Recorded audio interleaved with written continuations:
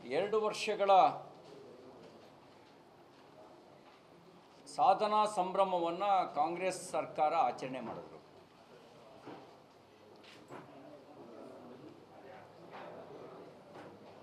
ಸಾಧನೆ ಮಾಡಿ ಸಂಭ್ರಮ ಮಾಡೋದು ಸ್ವಾಭಾವಿಕ.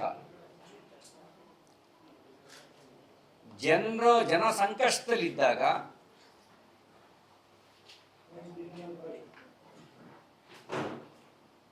ಬೆಂಗಳೂರು ಮುಳುಗಿದ್ದಾಗ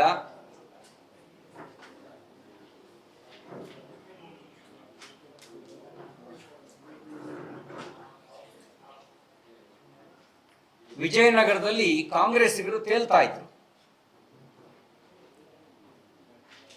ನಾನು ಅವರಿಗೆ ತಮ್ಮ ಮೂಲಕ ಕೇಳಲಿಕ್ಕೆ ಬಯಸ್ತೇನೆ, ಯಾವುದು ಸಾಧನೆ? ಬೆಲೆ ಏರಿಕೆ ಸಾಧನೆನಾ? ಭ್ರಷ್ಟಾಚಾರ ನಿಮ್ಮ ಪಾಲಿಗೆ ಸಂಭ್ರಮ ಪಡುವ ಸಂಗತಿಯ? ಅತಿ ಹೆಚ್ಚು ರೈತರ ಆತ್ಮಹತ್ಯೆ, ಅತಿ ಹೆಚ್ಚು ಸರ್ಕಾರಿ ನೌಕರರ ಆತ್ಮಹತ್ಯೆ, ಗುತ್ತಿಗೆದಾರರ ಆತ್ಮಹತ್ಯೆ, ದರೋಡೆ, ಕೊಲೆ, ಸುಲಿಗೆ, ಪೊಲೀಸ್ ಠಾಣೆ ಮೇಲೆ ದಾಳಿ,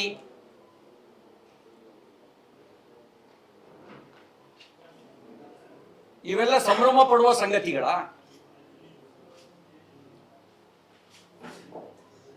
ಯಾವ ಪುರುಷಾರ್ಥಕ್ಕೆ ನಿಮ್ದು ಸಾಧನೆಯ ಸಂಭ್ರಮ? 64 ವಿವಿಧ ಅಗತ್ಯ ವಸ್ತುಗಳ ಬೆಲೆ ಏರಿಕೆ ಮಾಡಿದ್ದಾರೆ.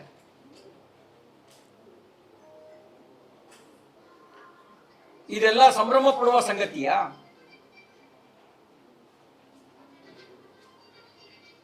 ಸ್ವತಃ ಮುಖ್ಯಮಂತ್ರಿಗಳ ಆದಿಯಾಗಿ ಹಲವು ಸಂಪುಟದ ಸಚಿವರ ಮೇಲೆ ಭ್ರಷ್ಟಾಚಾರದ ಆರೋಪ ಇದೆ. ಹಗರಣಗಳ ಸುಳಿಯಲ್ಲಿ ಸಿಲುಕಿದ್ದಾರೆ.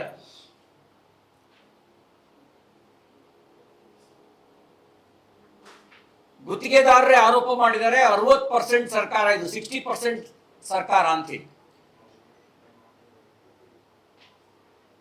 ಆಡುಮುಟ್ಟದ ಸೊಪ್ಪಿಲ್ಲ ಅನ್ನೋ ರೀತಿಯಲ್ಲಿ ಮಾನ್ಯ ಮುಖ್ಯಮಂತ್ರಿ ಸಿದ್ದರಾಮಯ್ಯನವರ ಸರ್ಕಾರದಲ್ಲಿ ನಡೆದೇ ಇರುವ ಭ್ರಷ್ಟಾಚಾರವೇ ಇಲ್ಲ ಅನ್ನುವಷ್ಟು ಮಟ್ಟಿಗೆ ಭ್ರಷ್ಟಾಚಾರ ಜನಜನಿತವಾಗಿದೆ.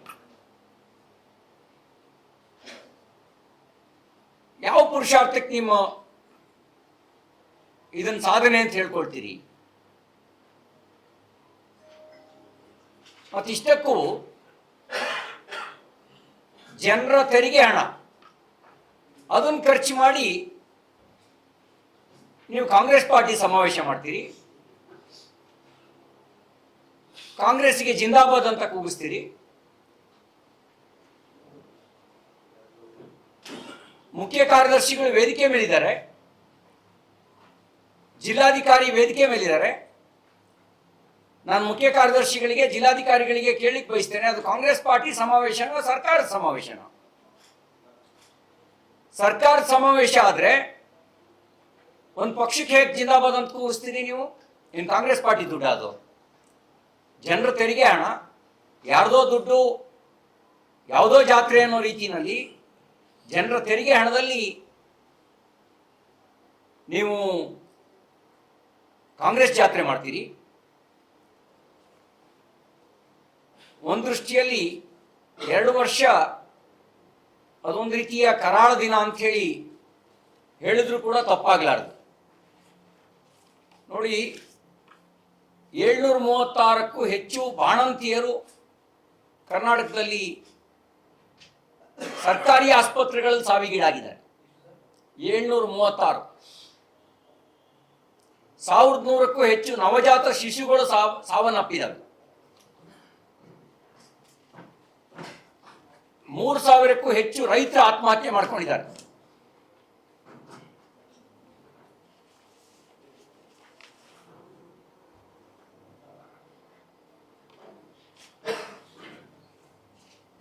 ಸರ್ಕಾರಿ ನೌಕರರು, ಸಬ್ ಇನ್ಸ್ಪೆಕ್ಟರು, ಸೂಪರ್ಡೆಂಟು, ಇವರು ಡೆತ್ ನೋಟ್ ಬರೆದಿಟ್ಟು ಆತ್ಮಹತ್ಯೆ ಮಾಡಿಕೊಂಡ್ರು.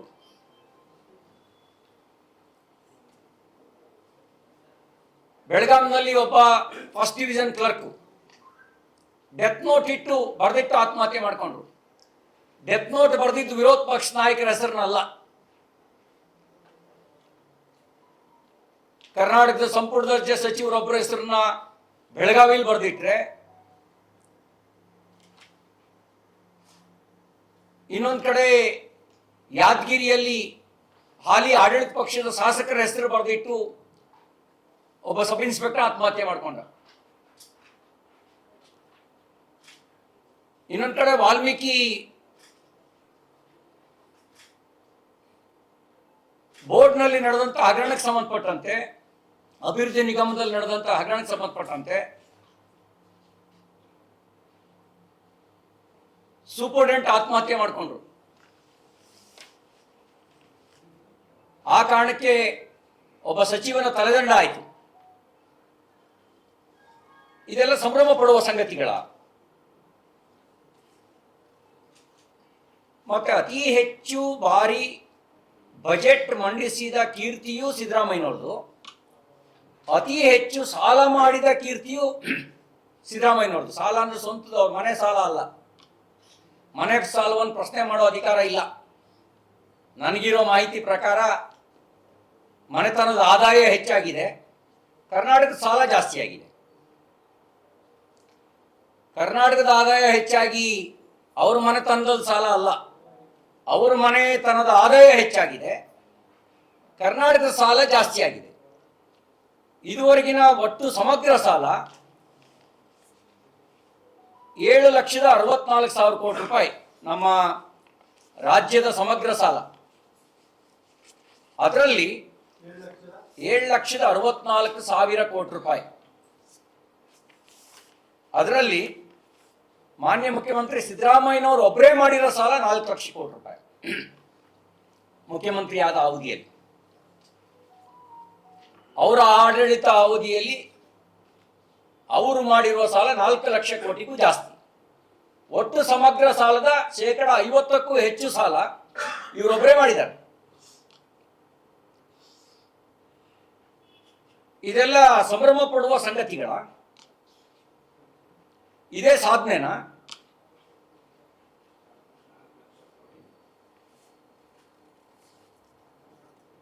ಬರೀ ಈ ವರ್ಷ ಅಂದ್ರೆ 2024-25ನೇ ಸಾಲಿಗೆ ಮಾಡಿದ ಸಾಲ 1,16,000 ಕೋಟಿ, 1,16,000 ಕೋಟಿ 24-25ನೇ ಸಾಲಿಗೆ ಅವ್ರು ಮಾಡಿದ ಸಾಲ.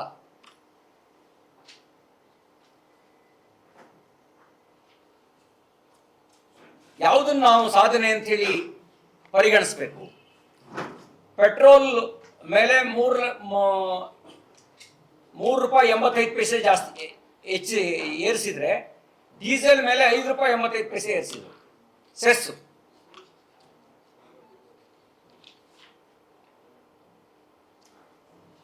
ಹಾಲಿನಿಂದ ಹಿಡಿದು ಆಲ್ಕೋಹಾಲ್ ವರೆಗೆ ಬೆಲೆ ಏರಿಕೆ ಮಾಡಿದ ಕೀರ್ತಿ ಇವ್ರದು.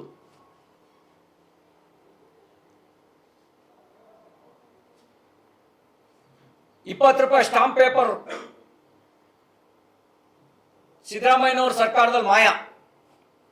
ಏನಿದ್ರು 100 ರೂಪಾಯಿ 200 ರೂಪಾಯಿ ಒಂದು ಸಾಮಾನ್ಯ ಅಗ್ರಿಮೆಂಟ್ ಮಾಡಿಸ್ಬೇಕು ಅಂತಂದ್ರು, ಸ್ಟಾಂಪ್ ಪೇಪರ್ ₹20 ಸ್ಟಾಂಪ್ ಪೇಪರೇ ಮಾಯ. ಸ್ಟಾಂಪ್ ಡ್ಯೂಟಿ ಹೆಚ್ಚಳ ಮಾಡಿದ್ರು, ವಾಹನ ರಿಜಿಸ್ಟ್ರೇಷನ್ ದರ ಹೆಚ್ಚಳ ಮಾಡಿದ್ರು, ವಿದ್ಯುತ್ ದರ ಏರಿಕೆ ಮಾಡಿದ್ರು. ನಾವು ಆ ಟೇಬಲ್ ನಲ್ಲಿ ಕೊಟ್ಟಿದ್ದೇವೆ. ಈ ಟೇಬಲ್ ನಲ್ಲಿ ಯಾವ್ಯಾವ್ದ್ರ ದರ ಹೆಚ್ಚಳ ಮಾಡಿದ್ರು ಅನ್ನೋ ಶಾಂಪಲ್ ಕೊಟ್ಟಿದ್ದೀವಿ.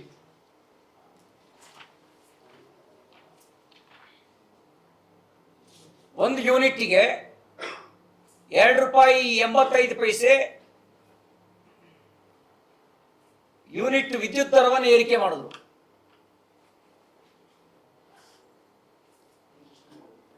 ಯಾವುದನ್ನು ಬಿಟ್ಟಿದ್ದೀರಿ ಮಾನ್ಯ ಮುಖ್ಯಮಂತ್ರಿಗಳೇ? ಎಲ್ಲದರ ದರವನ್ನು ಏರಿಕೆ ಮಾಡಿದಿರಿ ನೀವು. ಅಂದ್ರೆ ದರ ಏರಿಸಿದ್ ನಿಮ್ ಸಾಧನೆನಾ? ಹಾಕ್ಬೇಕಿತ್ತು. ನೀವೇನು ಪಂಚ ಗ್ಯಾರಂಟಿ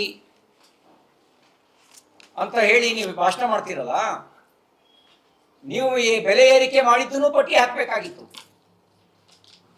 ನಾನು ಬಂದ ಮೇಲೆ ಇಂತಿಂಥ ದರವನ್ನು ಏರಿಕೆ ಮಾಡಿದ್ದೀನಿ ನೋಡಿ. ರೈತರು ಮುಂಚೆ 30,000 ರೂಪಾಯಿ ಕಟ್ಟಿದ್ರೆ ಅವರಿಗೆ ಟ್ರಾನ್ಸ್ಫಾರ್ಮರ್ ಕೊಡೋರು, ಈಗ 3 ಲಕ್ಷ ಕಟ್ಟಬೇಕು ಟ್ರಾನ್ಸ್ಫಾರ್ಮರಿಗೆ. ಒಂದು ಕಂಬಕ್ಕೆ 15,000 ರೂಪಾಯಿ ಎಕ್ಸ್ಟ್ರಾ ಕಟ್ಟಬೇಕು. 10 ಕಂಬ ಅಂದ್ರೆ 1.5 ಲಕ್ಷ, 20 ಕಂಬ ಅಂದ್ರೆ 3 ಲಕ್ಷ, ಅದ್ರ ಮೇಲೆ ಟ್ರಾನ್ಸ್ಫಾರ್ಮರಿಗೆ 3 ಲಕ್ಷ. ಮುಂಚೆ 30,000 ರೂಪಾಯಿನಲ್ಲಿ ಎಲ್ಲ ಮುಗಿದು ಹೋಗ್ತಿತ್ತು. ಯಾರು ಬಿತ್ತನೆ ಬೀಜದ ದರವನ್ನು ಏರಿಕೆ ಮಾಡಕ್ ಹೋಗಲ್ಲ. ಈ ಸರ್ಕಾರದಲ್ಲಿ ವಿವಿಧ ಬಿತ್ತನೆ ಬೀಜಗಳ ದರವನ್ನು 40% 60% ಏರಿಕೆ ಮಾಡಿದ್ದಾರೆ. ಇದೆಲ್ಲ ಸಂಭ್ರಮ ಪಡುವ ಸಂಗತಿನ?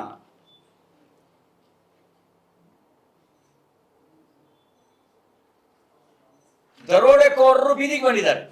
ಮಂಗಳೂರಿನಲ್ಲಿ ದರೋಡೆ, ಬೀದರ್ನಲ್ಲಿ ದರೋಡೆ, ಬೆಂಗಳೂರಿನಲ್ಲಿ ದರೋಡೆ. ಮತ್ತೆ ಈ ಸರ್ಕಾರ ಬಂದ ಮೇಲೆ ಕಮ್ಯುನಲ್ ಫೋರ್ಸ್ಗಳಿಗೆ ಅವರಿಗೆ ಅನಿಸಿದೆ ನಮ್ಮ ಸರ್ಕಾರ ಅಂತ ಹೇಳಿ. ಅದರ ಪರಿಣಾಮ ನಾಗಮಂಗಲದಲ್ಲಿ ಗಣಪತಿ ಮೆರವಣಿಗೆ ಮೇಲೆ ಪೆಟ್ರೋಲ್ ಬಾಂಬ್ ದಾಳಿ, ಉದಯಗಿರಿ ಪೊಲೀಸ್ ಠಾಣೆ ಮೇಲೆ ದಾಳಿ, ಪೊಲೀಸರು ಅಸಹಾಯಕರಾಗಿ ಓಡಬೇಕಾದಂತ ದುಸ್ಥಿತಿ ಯಾವಾಗಲೂ ನಿರ್ಮಾಣ ಆಗಿರಲಿಲ್ಲ. ಯಾಕೆ ಅಂದ್ರೆ ಆ ಕಮ್ಯುನಲ್ ಫೋರ್ಸ್ಗಳಿಗೆ ಅನ್ಸಿದೆ ಹಮಾರ ಸರ್ಕಾರ ಹೇ ಅಂತೇಳಿ, ನಮ್ಮ ಸರ್ಕಾರ ಅಂತ ಹೇಳಿ. ಯಾವಾಗ ಇವರು ಹುಬ್ಬಳ್ಳಿ ಪೊಲೀಸ್ ಠಾಣೆ ಮೇಲೆ ದಾಳಿ ಮಾಡಿದವರ ಪೊಲೀಸ್ ಕೇಸ್ಗಳನ್ನು ವಿಡ್ರಾ ಮಾಡ್ಕೊಳಕ್ಕೆ ಕ್ಯಾಬಿನೆಟ್ ಅಲ್ಲಿ ನಿರ್ಣಯ ಮಾಡಿದ್ರು, ಆಗ ಅನಿಸ್ತು ಸಿದ್ದರಾಮಯ್ಯನವ್ರ ಸರ್ಕಾರದಲ್ಲಿ ನಾವು ಏನ್ ಮಾಡಿದ್ರು ಭಾರಕ್ಕೂ ಮಾಫ್ ಅನ್ನುವಂಥ ಒಂದು ಸಂದೇಶವನ್ನು, ಕೆಟ್ಟ ಸಂದೇಶವನ್ನು ಕೊಟ್ಟರು. ಈ ಸರ್ಕಾರದಲ್ಲಿ ಕಮ್ಯುನಲ್ಗಳಿಗೆ ಮತ್ತು ಕ್ರಿಮಿನಲ್ಗಳಿಗೆ ರಾಜಾಶ್ರಯ ಇದೆ. ಇದೆಲ್ಲ ಸಾಧನೆನಾ? ಸಾಮಾಜಿಕ ನ್ಯಾಯದ ಮಾತಾಡ್ತಾರೆ, ಸಾಮಾಜಿಕ ಕ್ಷೋಭೆಯನ್ನು ನಿರ್ಮಾಣ ಮಾಡ್ತಾರೆ. ಮಾತಾಡೋದು ಸಾಮಾಜಿಕ ನ್ಯಾಯ, ಮಾಡೋದು ಸಾಮಾಜಿಕ ಕ್ಷೋಭೆ. ಜಾತಿಗಳನ್ನು ಎತ್ಕಟ್ಟಿ ಹಳ್ಳಿಯಲ್ಲೂ ಜನ ನೆಮ್ಮದಿಯಲ್ಲಿ ಇರಬಾರ್ದು, ಜಾತಿ ಜಗಳ ಆಡ್ಕೊಂಡು ಅವ್ರು ಬಡ್ದಾಡ್ಕೊಂಡು ಇರಬೇಕು ಅನ್ನೋದು ಇವರ ಉದ್ದೇಶ ಇದೆ. ಜನ ಸಂಕಟದಲ್ಲಿ, ಇವರು ಸಂಭ್ರಮದಲ್ಲಿ.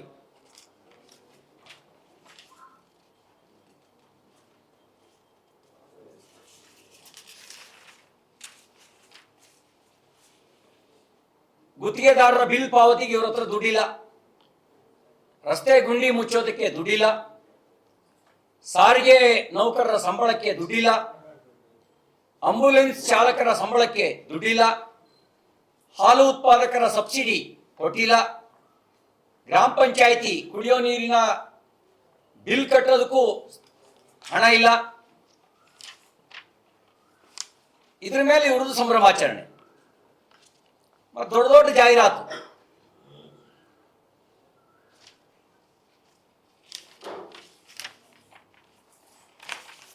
ಇದು ಈ ಸರ್ಕಾರದ ಶಾಂಪಲ್. ಇದು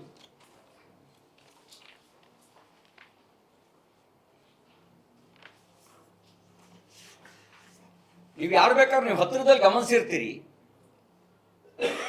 ಸಿದ್ದರಾಮಯ್ಯ 1 ಮತ್ತು ಸಿದ್ದರಾಮಯ್ಯ 2ಗೂ ಬಹಳ ಅಂತರ ಇದೆ. ಸಿದ್ದರಾಮಯ್ಯ 1ನಲ್ಲಿ ಅಟ್ಲೀಸ್ಟು ಲವಲವಿಕೆ ಕಾಣ್ತಾ ಇತ್ತು, ಉತ್ಸಾಹ ಕಾಣ್ತಾ ಇತ್ತು. ಈ ಸರ್ಕಾರಕ್ಕೆ ಕೋವಿಡ್ ಬಂದಿದೆಯೇನೋ ಅನ್ನೋಂಗಾಗಿದೆ, ಕೋಮಾ ಸ್ಥಿತಿಲಿದೆ. ಮುಖ್ಯಮಂತ್ರಿಗಳ ಆದಿಯಾಗಿ ಬಹಳ ಸಚಿವರು ಬ್ಲಾಕ್ ಮೇಲ್ಗೆ ಒಳಗಾದವ್ರ ರೀತಿಯಲ್ಲಿ ವರ್ತನೆ ಮಾಡ್ತಾ ಇದ್ದಾರೆ. ಯಾವ ಪ್ರಮಾಣದ ಬ್ಲಾಕ್ ಮೇಲೋ, ಯಾರು ಬ್ಲಾಕ್ ಮೇಲೋ ಗೊತ್ತಿಲ್ಲ ನನಗೆ, ಆದ್ರೆ ಅವರ ಮನಸ್ಥಿತಿ ಎಲ್ಲೋ ಒತ್ತಡಕ್ಕೊಳಗಾಗಿ, ಬ್ಲಾಕ್ ಮೇಲಿಗೆ ಒಳಗಾಗಿ ಕೆಲಸ ಮಾಡ್ತಿರುವವರ ರೀತಿಯಲ್ಲಿ ಅವರ ಸರ್ಕಾರದ ವರ್ತನೆ ಕಾಣ್ತಾ ಇದೆ.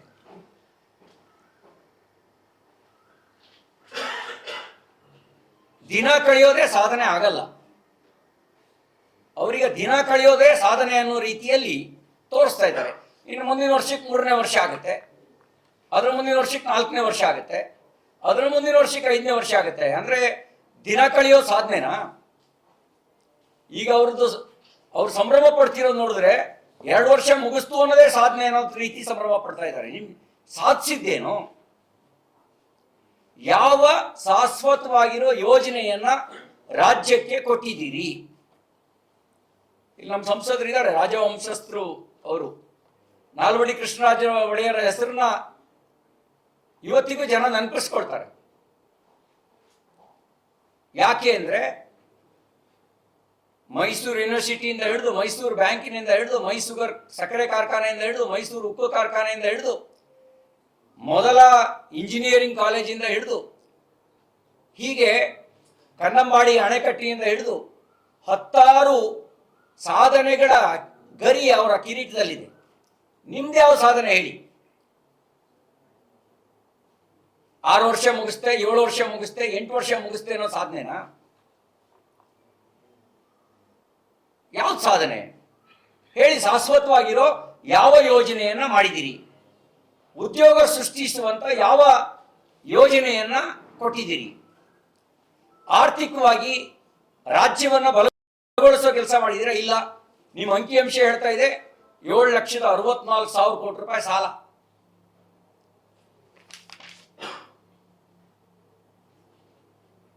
ವಾರ್ಷಿಕ ಸಾಲ 1,16,000 ಕೋಟಿ ಈ ವರ್ಷ ಮಾಡೋದು ವಾರ್ಷಿಕ ಸಾಲ. ಅಂದ್ರೆ ಒಂದು ವರ್ಷದಲ್ಲಿ 1,16,000 ಕೋಟಿ ಸಾಲ. ಇದ್ಯಾವುದು ಸಾಧನೆ ಆಗತ್ತಾ? ಹಾಗಾಗಿ ಈ ಸರ್ಕಾರದ ವೈಫಲ್ಯಗಳ ವಿರುದ್ಧ ನಾವು ಜನರಿಗೆ ಸತ್ಯ ಸಂಗತಿ ತಿಳಿಬೇಕು ಅನ್ನೋ ಕಾರಣಕ್ಕೋಸ್ಕರ ಈ ಚಾರ್ಜ್ ಶೀಟ್ನ ಬಿಡುಗಡೆ ಮಾಡಿದ್ದೀವಿ. ಇದು ಶಾಂಪಲ್ ಮಾತ್ರ. ಈ ಚಾರ್ಜ್ ಶೀಟ್ನ ಜನರ ನಡುವೆನೂ ತಗೊಂಡು ಹೋಗ್ತೀವಿ. ವಿಧಾನಸಭೆ ಮತ್ತು ವಿಧಾನ ಪರಿಷತ್ತಿನ ಅಧಿವೇಶನದಲ್ಲೂ ಕೂಡ ಈ ಒಂದು ಚಾರ್ಜ್ ಶೀಟ್ನ ಕುರಿತಾಗಿ ನಾವು ಚರ್ಚಿಸ್ತೇವೆ.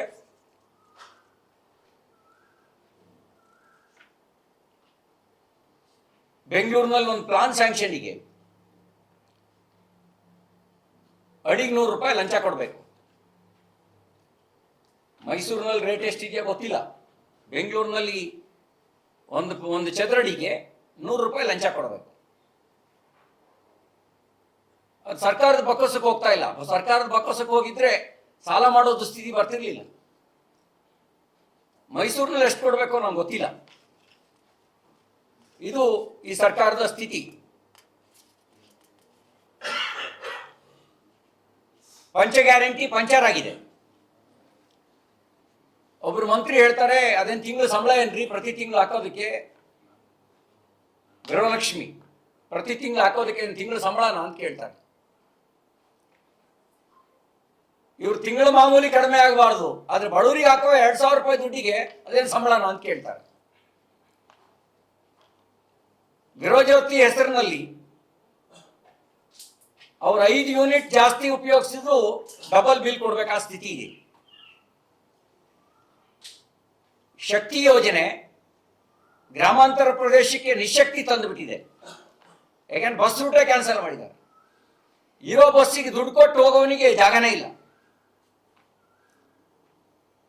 ಒಂದು ರೀತಿ ನಿಶಕ್ತಿ ಯೋಜನೆ ಆಗಿದೆ ಗೃಹಜ್ಯೋತಿ. ಬಸ್ ಮಾರ್ಗಗಳೇ ರದ್ದಾಗಿರೋದ್ರಿಂದ ಶಾಲಾ ಮಕ್ಕಳಿಗೆ ಮತ್ತು ಪುರುಷ ಪ್ರಯಾಣಿಕರಿಗೆ ಅವರಿಗೆ ದುಡ್ಡು ಕೊಟ್ಟರು ಬಸ್ಸು ಇಲ್ಲ, ಸೀಟು ಇಲ್ಲ. ಇನ್ನು ಕಸದ ಮೇಲೂ ತೆರಿಗೆ ಹಾಕಿ, ನೀರಿನ ಮೇಲೂ ತೆರಿಗೆ ಹಾಕಿ, ಈ ತರ ತೆರಿಗೆ ಹಾಕುವಂತ ಕೆಲಸ ಯಾರೂ ಮಾಡಿಲ್ಲ. ಬಸ್ ದರ, ಮೆಟ್ರೋ ದರ, ಪಾರ್ಕಿಂಗ್ ಶುಲ್ಕ, ಮೀಟರ್ ತಪಾಸಣೆ ಶುಲ್ಕ, ಈ ಎಲ್ಲವನ್ನು ಏರಿಸುವಂತ ಕೆಲಸ ಮಾಡಿದ್ದಾರೆ.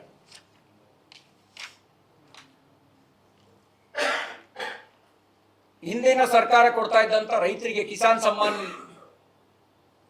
ನಿಧಿ ರದ್ದುಪಡಿಸಿದ್ರು ಸದ್ದಿಲ್ಲದೆ, ರೈತ ವಿದ್ಯಾನಿಧಿ ರದ್ದುಪಡಿಸಿದ್ರು ಸದ್ದೇ ಇಲ್ಲದೆ, SC/ST ಸಮುದಾಯಕ್ಕೆ SCP TSP ಅನುದಾನವನ್ನು ದುರ್ಬಳಕೆ ಮಾಡಿಕೊಳ್ಳೋದ್ರ ಮೂಲಕ SC/ST ಸಮುದಾಯವನ್ನು ಕೂಡ ವಂಚಿಸುವ ಕೆಲಸವನ್ನ ಮಾಡಿದ್ದಾರೆ.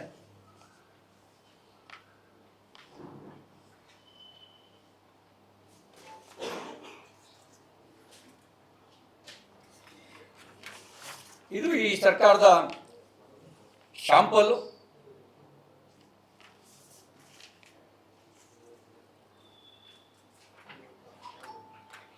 ಇನ್ನು ಹೆಸರು INC, ಇಂಡಿಯನ್ ನ್ಯಾಷನಲ್ ಕಾಂಗ್ರೆಸ್, ವರ್ತನೆ PNC ತರ, ಪಾಕಿಸ್ತಾನ್ ನ್ಯಾಷನಲ್ ಕಾಂಗ್ರೆಸ್ ತರ. ಹೆಸರು INC, ಆದರೆ ಅವರ ವರ್ತನೆ ಅದು PNC ತರ. ಇವರ ಹೇಳಿಕೆಗಳನ್ನೇ ಪಾಕಿಸ್ತಾನ ವಿಶ್ವಸಂಸ್ಥೆಯಲ್ಲಿ ಭಾರತದ ವಿರುದ್ಧ ಆರೋಪ ಹೊರಿಸೋದಕ್ಕೆ ಮತ್ತು ತನ್ನನ್ನು ತಾನು ಸಮರ್ಥನೆ ಮಾಡ್ಕೊಳ್ಳೋಕ್ಕೆ ಬಳಕೆ ಮಾಡ್ಕೊಳ್ತಿರೋದು ರಾಹುಲ್ ಗಾಂಧಿಯವರ ಹೇಳಿಕೆಗಳನ್ನ. ಮಾನ್ಯ ಮಲ್ಲಿಕಾರ್ಜುನ್ ಖರ್ಗೆ ಅವರು ಮೊನ್ನೆ ಸಮಾವೇಶದಲ್ಲಿ ಮಾತಾಡಬೇಕಾದ್ರೆ ನಮ್ಮ ಪಾಕಿಸ್ತಾನ ಪ್ರೇಮ ಉಕ್ಕಿ ಹರಿತಿತ್ತು.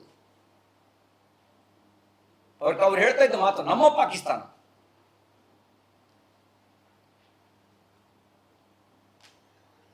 ಇದು ಇಲ್ಲಿ ನಮ್ಮ ಮುಖ್ಯಮಂತ್ರಿಗಳು ಕೊಟ್ಟ ಹೇಳಿಕೆ ಪಾಕಿಸ್ತಾನದ ಟಿವಿಯಲ್ಲಿ ಅದು ಫ್ಲಾಶ್ ನ್ಯೂಸ್. ಕರ್ನಾಟಕಕ್ಕೆ ವಜೀರೆ ಆಲಂ, ಕರ್ನಾಟಕಕ್ಕೆ ವಜೀರೆ ಆಲಂ ಸಿದ್ದರಾಮಯ್ಯಜಿ. ಪಾಕಿಸ್ತಾನದಲ್ಲಿ ಮೋದಿಜಿ ಅಂತ ಹೇಳಲ್ಲ, ಮೋದಿ ಅಂತಾರೆ. ಆದರೆ ಕರ್ನಾಟಕಕ್ಕೆ ವಜೀರೆ ಆಲಂ ಸಿದ್ದರಾಮಯ್ಯಜಿ. ಅಷ್ಟು ಸಿದ್ದರಾಮಯ್ಯನವರ ಮೇಲೆ ಪ್ರೇಮ. ಮುಂದಿನ ಸರಿ ಕರ್ನಾಟಕದಲ್ಲಿ ಇವ್ರ ಸರ್ಕಾರ ಬರುತ್ತೋ ಇಲ್ವೋ ಗ್ಯಾರಂಟಿ ಇಲ್ಲ, ಆದರೆ ಪಾಕಿಸ್ತಾನದಲ್ಲಿ ಮೋಸ್ಟ್ ಪಾಪ್ಯುಲರ್. ಇದು ಇವ್ರ ವರ್ತನೆ. ಅದಕ್ಕೆ ನಾನು ಹೇಳಿದ್ದು ಇವ್ರ ವರ್ತನೆ INC ತರ ಇಲ್ಲ, ಅದು PNC ತರ ಇವ್ರ ವರ್ತನೆ ಇದೆ.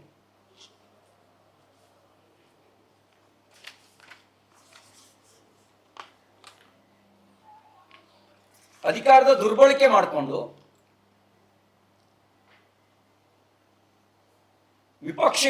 ವಿಪಕ್ಷದ ನಾಯಕರನ್ನ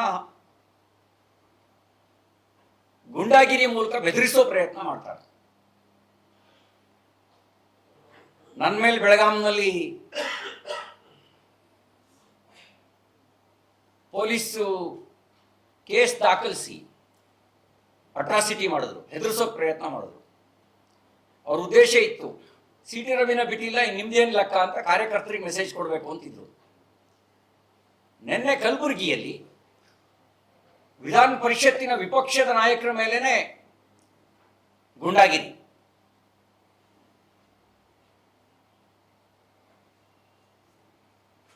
ಸ್ವಾಭಾವಿಕವಾಗಿ ನನಗೆ ಗೊತ್ತಿರೋ ರೀತಿಯಲ್ಲಿ ಆಡು ಭಾಷೆಯಲ್ಲಿ ಬಳಕೆಯಲ್ಲಿರೋ ಮಾತು ಆನೆ ಹೋಗ್ತಿರುತ್ತೆ, ನಾಯಿ ಬೊಗಳ್ತಾ ಇರುತ್ತೆ ಅನ್ನೋದು ಒಂದು ಬಳಕೆಯಲ್ಲಿರೋ ಮಾತು.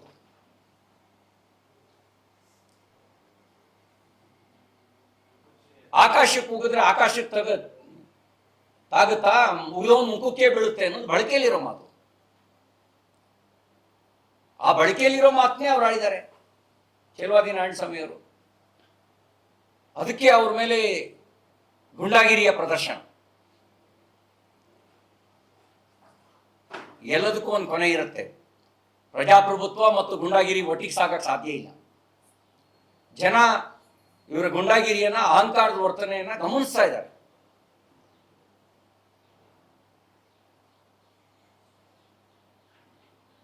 ತುರ್ತು ಪರಿಸ್ಥಿತಿಗೆ ಜನ ಉತ್ತರ ಕೊಟ್ಟರು. ಪ್ರಜಾಪ್ರಭುತ್ವ ವ್ಯವಸ್ಥೆ ಈ ಗುಂಡಾಗಳಿಗೂ ಕೂಡ ಜನ ಉತ್ತರ ಕೊಡ್ತಾರೆ, ಗುಂಡಾ ವರ್ತನೆಗೂ ಕೂಡ ಉತ್ತರ ಕೊಡ್ತಾರೆ.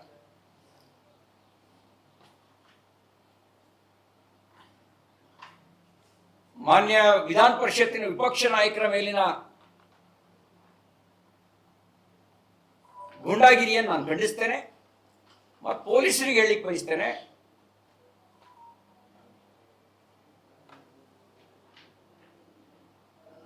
ನೀವು ಆಡಳಿತ ಪಕ್ಷದ ಕೈಗೊಂಬೆಗಳಾಗಬಾರದು.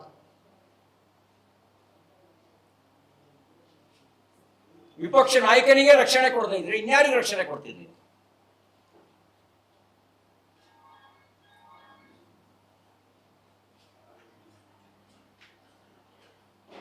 ರಿಪಬ್ಲಿಕ್ ಕಲಬುರಗಿ ಬಹಳ ದಿನ ನಡೆಯಲ್ಲ.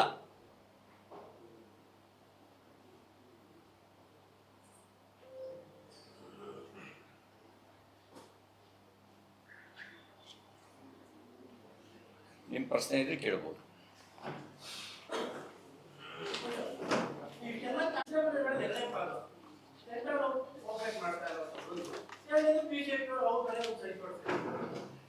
ನೋಡಿ, ಈ ಸುಳ್ಳು, ಆ ಸುಳ್ಳಿಗೆ ಏನಾದರೂ ಗಿನ್ನಿಸ್ ದಾಖಲೆ, ಆ ಸುಳ್ಳು ಹೇಳೋದ್ರೊಳಗೆ ಏನಾದ್ರೂ ಚಾಂಪಿಯನ್ ಅಂತ ಏನಾದ್ರು ಶಿಪ್ ಇಟ್ರೆ ಅದು ಸಿದ್ದರಾಮಯ್ಯನವ್ರು ಬಿಟ್ಟರೆ ಬೇರೆ ಯಾರಿಗೂ ಸಿಗಲ್ಲ. ಯಾಕೆ ಅಂದ್ರೆ, ನಾನು ವಿಧಾನಸಭೆಯಲ್ಲಿ ಪ್ರಶ್ನೆ ಮಾಡಿದೆ. 2004ರಿಂದ 2014ರವರೆಗೆ 10 ವರ್ಷ ಕಾಂಗ್ರೆಸ್ ಆಡಳಿತದಲ್ಲಿ ಇದ್ದಾಗ ಕಾಂಗ್ರೆಸ್ ಕೊಡ್ತಾ ಇದ್ದಿದ್ದು 10 ವರ್ಷದಲ್ಲಿ ಕೊಟ್ಟ ಹಣ ಎಷ್ಟು ಕರ್ನಾಟಕಕ್ಕೆ? 2014ರಿಂದ 24ರವರೆಗೆ ಮೋದಿ ಸರ್ಕಾರ ಕೊಟ್ಟರು ಹಣ ಎಷ್ಟು ಟೇಬಲ್ ಮಾಡಿ ಅಂತ ಹೇಳಿ ಮಾಡಲಿಲ್ಲ. ಬುದ್ಧಿವಂತರು, ಯಾಕೆಂದ್ರೆ ಅಲ್ಲಿ ಮಾಡಿದ್ರೆ ಸಿಗಾಕೊಳ್ತಾರೆ. ನಾನಿಲ್ಲಿ ಇದೇ ಮೈಸೂರಿನಲ್ಲಿ ರಿಲೀಸ್ ಮಾಡಿದ್ದೆ. ಮೋದಿ ಸರ್ಕಾರ ಮತ್ತು ಕಾಂಗ್ರೆಸ್ ಸರ್ಕಾರದ 4 ಕೋಟಿ ಹಣವನ್ನು ಕರ್ನಾಟಕಕ್ಕೆ ಕೊಟ್ಟಿದೆ ಅಂತೇಳಿ ಅಂಕಿಅಂಶ ಸಮೇತ. ಅದು ನಿರಾಕರಿಸಿಲ್ಲ ಇವತ್ತಿನವರು. ಸುಳ್ಳು ಹೇಳೋದು ಅವ್ರ ಜಾಯಮಾನ. ಮುಂಚೆ ಪ್ರತಿಶತ ತೆರಿಗೆಯ 32% ಮಾತ್ರ ಕೊಡ್ತಾ ಇತ್ತು, ಈಗ 42% ಕೊಡ್ತಾ ಇದೆ ಕೇಂದ್ರ ಸರ್ಕಾರ. ತೆರಿಗೆ ಸಂಗ್ರಹದ 42%. ಉಳಿದಿದ್ದ ಅನುದಾನ ಎಲ್ಲಿಗೆ ಹೋಗುತ್ತೆ? ಉಳಿದ ಅನುದಾನ ವಿವಿಧ ಯೋಜನೆಗಳಿಗೆ ಹಂಚಿಕೆ ಆಗುತ್ತೆ. ಆ ಯೋಜನೆ ಹಣನೂ ಇಲ್ಲಿಗೆ ಬರುತ್ತೆ.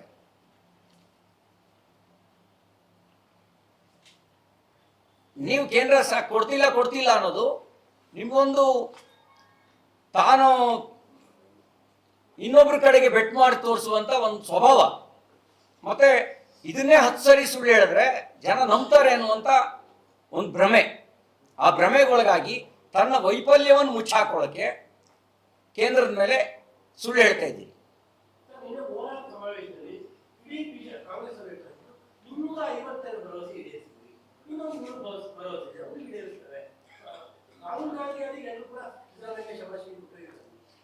ಬೆಲೆ ಏರಿಕೆ ಅವರ ಭರವಸೆ ಆಗಿತ್ತಾ? ಬೆಲೆ ಏರಿಕೆ ಅನುಭವ ವೇದ್ಯ ಅಲ್ವಾ? ತಮ್ಮೆಲ್ಲರೂ ಅನುಭವಕ್ಕೆ ಬಂದಿರೋ ಸಂಗತಿ ಅಲ್ವಾ ಬೆಲೆ ಏರಿಸಿರೋದು? ಅವ್ರ ಭರವಸೆ ಆಗಿತ್ತಾ? ಭ್ರಷ್ಟಾಚಾರ ಅವ್ರ ಪ್ರಣಾಳಿಕೆಯಲ್ಲಿ ಇತ್ತ? ಭ್ರಷ್ಟಾಚಾರ ಮಾಡ್ತೀವಿ ಅಂತ ಪ್ರಣಾಳಿಕೆಯಲ್ಲಿ ಹೇಳ್ಕೊಂಡಿದ್ರ? ಅವ್ರು ಹೇಳ್ಕೊಳ್ಳೋಕೆ ಕಷ್ಟವಾಗುವ ಸಂಗತಿಯನ್ನು ನಾನು ನಿಮ್ಮ ಮೂಲಕ ಇಟ್ಟಿದ್ದೇನೆ. ಭ್ರಷ್ಟಾಚಾರ, ಸ್ಮಾರ್ಟ್ ಮೀಟರ್ ಹಗರಣ. ಕೇರಳದಲ್ಲಿ 1800 ರೂಪಾಯಿ ಒಂದು ಮೀಟ್ರಿಗೆ, ಇಲ್ಲಿ 4,500,000, 7,500,000, 12,000 ಒಂದು ಸ್ಮಾರ್ಟ್ ಮೀಟ್ರಿಗೆ. ಇದಕ್ಕಿಂತ ಹಗಲು ದರೋಡೆ ಬೇಕಾ? ಇನ್ನೊಂದು ಇದೆಯಾ ಹಗಲು ದರೋಡೆ? ಇದೆಲ್ಲ ಅವ್ರ ಸಾಧನೆನಾ? ರಾಹುಲ್ ಗಾಂಧಿಗೇನು ತಿಂಗಳು ಬರುವಂತ ATM ಚಾಲನೆಯಲ್ಲಿದೆ, ಪ್ರತಿ ತಿಂಗಳು ಬರುತ್ತೆ. ಸಿದ್ದರಾಮಯ್ಯ ಜಿ ಅಂದ ತಕ್ಷಣ ಹಾಜಿ ಅಂತಾರೆ. DK ಸಾಹಬ್ ಅಂತಿದ್ದಂಗೆ ಬೇಚ್ತಾ ಹೂಂ ಸಾರ್ ಅಂತಾನೆ. ಇನ್ನೇನಾಗಬೇಕು? ಕರ್ನಾಟಕ ATM ಅಲ್ಲ, ಅವರಿರೋದು 3 ರಾಜ್ಯಗಳಲ್ಲಿ ಅಧಿಕಾರದಲ್ಲಿದ್ದಾರೆ. ತೆಲಂಗಾಣ ಮುಖ್ಯಮಂತ್ರಿನೇ ಹೇಳ್ಬಿಟ್ಟಿದ್ದಾರೆ ಅಸಹಾಯಕ ಪರಿಸ್ಥಿತಿಯನ್ನ. ಅವರ ಇಷ್ಟಾನಿಷ್ಟಗಳನ್ನೆಲ್ಲ ಈಡೇರಿಸುವ ಏಕೈಕ ಭರವಸೆ ಕರ್ನಾಟಕದಲ್ಲಿ ಇರೋದ್ರಿಂದ ಅವ್ರು ಹೊಗಲೇಬೇಕು. ಸಿದ್ದರಾಮಯ್ಯನವ್ರು ಕುರ್ಚಿ ಉಳಿಸ್ಕೊಳ್ಳಕ್ ಕೊಡಬೇಕು, DK ಕುರ್ಚಿ ಗಳಿಸ್ಕೊಳ್ಳಕ್ ಕೊಡಬೇಕು.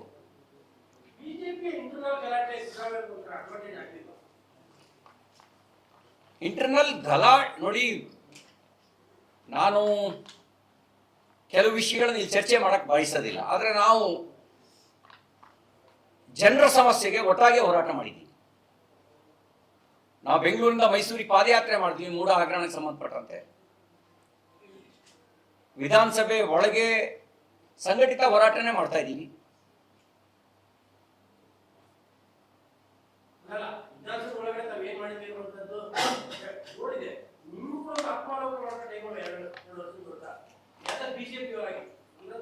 ನಾವು ಯಾವುದೇ ಸಾರ್ವಜನಿಕ ಸಮಸ್ಯೆಗಳಿಗೆ ಬೆನ್ನು ತೋರಿಸಿಲ್ಲ. ನಾವು ಸಾರ್ವಜನಿಕ ಸಮಸ್ಯೆಗಳನ್ನು ಲೀಡ್ ಮಾಡಿದ್ದೇವೆ. ಇನ್ನಷ್ಟು ಪರಿಣಾಮಕಾರಿಯಾಗಿ ಮಾಡಬೇಕು ಅನ್ನುವಂಥ ನಿಮ್ಮ ಸಲಹೆ ನಾನು ಒಪ್ತೀನಿ.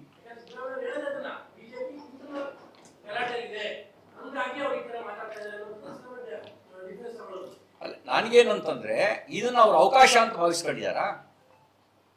ಉದಯಗಿರಿ ಪೊಲೀಸ್ ಠಾಣೆ ಮೇಲೆ ದಾಳಿ ಅವ್ರ ಆಡಳಿತ ವೈಫಲ್ಯ ಅಲ್ವಾ? ಮೂಡ ಹಗರಣ ಅವ್ರಿಗೆ ಕಪ್ಪು ಚುಕ್ಕೆ ಅಲ್ವಾ? ವಾಲ್ಮೀಕಿ ಹಗರಣ ಆ ಸರ್ಕಾರ ಕಳಂಕ ಅಲ್ವಾ? ಸ್ಮಾರ್ಟ್ ಮೀಟರ್ ಹಗರಣ ಇವರು ಚಾರ್ಲ್ಸ್ ಸೋಮರಾಜನ್ನ ಮೀರಿಸುವ ರೀತಿಯ ವರ್ತನೆ ಅಲ್ವಾ? ಅಡಿಗೆ 100 ರೂಪಾಯಿ ತಗೊಳ್ಳೋದು ಬೆಕ್ಕು ಕಣ್ಣು ಮುಚ್ಕೊಂಡು ಹಾಲು ಕುಡಿದ್ರೆ ಜಗತ್ ನೋಡಲ್ಲ ಅಂತ ಭಾವಿಸಿದಂತೆ ಅಂತ ಅನ್ಕೊಂಡಿದಾರ? ಅಬ್ಕಾರಿ ಇಲಾಖೆಯಲ್ಲಿ ವಾರ್ಷಿಕ 500 ಕೋಟಿ ರೂಪಾಯಿ, ವಾರ್ಷಿಕ 500 ಕೋಟಿ ರೂಪಾಯಿ ಸಂಗ್ರಹ ಅನ್ನುವಂಥ ಆಡಿಯೋ ಅವರ ಮಂತ್ರಿ ಮಗನೇ ಮಾತಾಡಿದ ಆಡಿಯೋ. ಇದು ನಾಚಿಕೆಯಿಂದ ತಲೆ ತಗ್ಗಿಸೋ ಸಂಗತಿ ಅಲ್ವ ಅವರಿಗೆ? 40% ಆರೋಪ ನಮ್ಮ ಮೇಲೆ ಮಾಡಿದವ್ರ ಮೇಲೆ 60% ಆರೋಪ ಬಂದಿದೆ ಅಂತ ಅಂದಾಗ ಯಾವ ಮುಖ ಇಟ್ಕೊಂಡು ಜನರ ಹತ್ರ ಹೋಗ್ತಾರೆ ಇವರು? ಜನರಿಗೆ ಮುಖ ತೋರಿಸ್ತಾರೆ, ಯಾವ ಮುಖ ಇಟ್ಕೊಂಡು ಭಾಷಣ ಮಾಡ್ತಾರೆ? ಅದಕ್ಕೆ ನಾನು ಹೇಳಿದೆ, ಆತ್ಮವಿಶ್ವಾಸವನ್ನು ಕಳ್ಕೊಂಡಿದ್ದಾರೆ ಸಿದ್ದರಾಮಯ್ಯನವರು. ಈಗೇನಿದ್ರು ಎಕ್ಸ್ಪೈರಿ ಡೇಟ್ ಮುಗಿತಾ ಬರ್ತಾ ಇದೆಯಲ್ಲ, ಆ ಎಕ್ಸ್ಪೈರಿ ಡೇಟ್ ಮುಗಿತಾ ಬರ್ತಾ ಇದೆಯಲ್ಲ ಅನ್ನೋದಕ್ಕೆ ಎಷ್ಟು ಬೇಗ ಆಗುತ್ತೆ ಅಷ್ಟು, ಎಷ್ಟು ಸಾಧ್ಯ ಆಗುತ್ತೆ ಅಷ್ಟು ಟಾರ್ಗೆಟ್ ರೀಚ್ ಆಗೋಣ ಅಂತ, ಪರ್ಸನಲ್ ಟಾರ್ಗೆಟ್. ಅದಕ್ಕೆ ಹಿಂದಿನ ಅವಧಿಯಲ್ಲಿ ಅಂಗಡಿ ಬಾಗಿಲನ್ನ ಎಲ್ಲರೂ ತಿಕ್ಕೊಂಡಿದ್ರು ಅಂತ ಆರೋಪ ಇರಲಿಲ್ಲ. ಈಗ ಮನಮಂದಿ ಎಲ್ಲ ಅಂಗಡಿ ಬಾಗಿಲು ತಿಕ್ಕೊಂಡು ಕೂತಿದ್ದಾರೆ, ಏಜೆಂಟ್ರು ಉಟ್ಕೊಂಡಿದ್ದಾರೆ.